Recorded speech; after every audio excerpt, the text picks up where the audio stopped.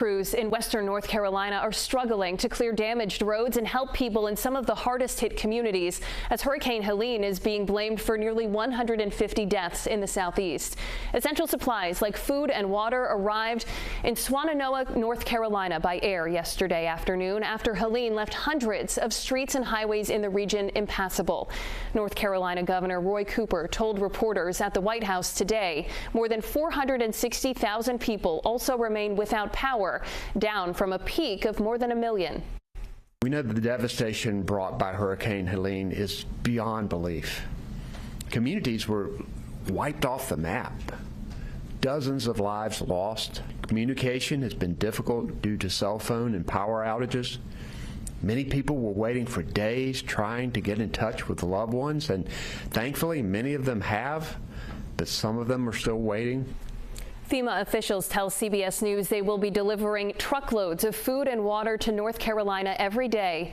Meantime, President Biden plans to visit the state tomorrow. And we turn now to your Pinpoint Weather 12 forecast. Chief Meteorologist Tony Petracca is here now. And Tony, locally, you have your eye on some spot showers? Yeah, a couple of here and there on Doppler radar, but fortunately it's nothing widespread and really a better part of the day dry. But you see the little green blip on the radar in between roughly North Kingstown and Richmond. Otherwise, dark clouds mixing with sunshine, very changeable sky.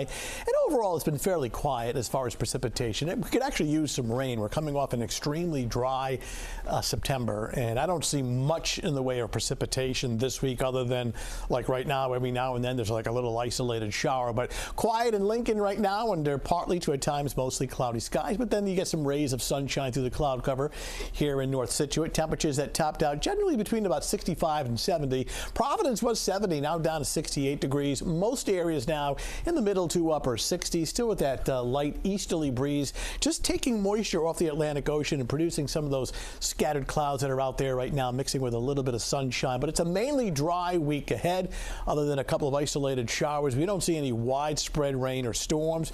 Temperatures that are generally seasonable, meaning, the average high for this time of year is about 70. And that's where we'll be next several days, though trending a little warmer than average as we get towards Thursday and Friday. Watching the tropics. Of course, still in hurricane season. Fortunately, there's nothing close by, though. We are tracking a storm way out on the other side of the Atlantic. Here in New England, again, quiet in terms of any heavy precipitation. Area of low pressure off the Carolina coastline staying south, and a weakening cold front to west as that approaches tomorrow. It more or less fizzles out, so we don't see anything in terms of precipitation for Wednesday. Still with that easterly breeze, maintaining some moisture off the ocean and keeping a lot of these stratocumulus clouds kind of dotting the sky. Way out in the Atlantic, actually this is the coast of Africa, that is Tropical Storm Kirk, which will become the next hurricane. However, long-range forecast steers it up into the central Atlantic, not making any headway towards the United States. But the Hurricane Center giving the area behind it about a 90% chance of development. But again, that's on the other side of the Atlantic, and also watching for possible development near the Caribbean and the Southern Gulf. We'll keep an eye on the situation.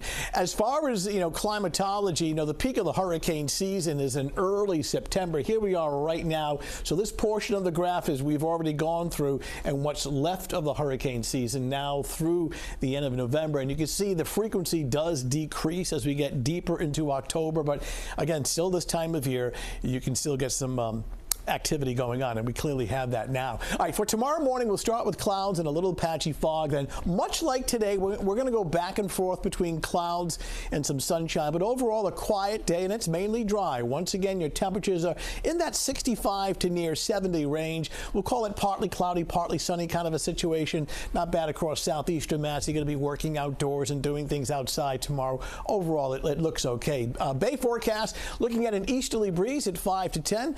Unlimited visibility, maybe just a touch of fog at sunrise. All right, 7-day forecast. Look at Thursday and Friday. Milder, very comfortable.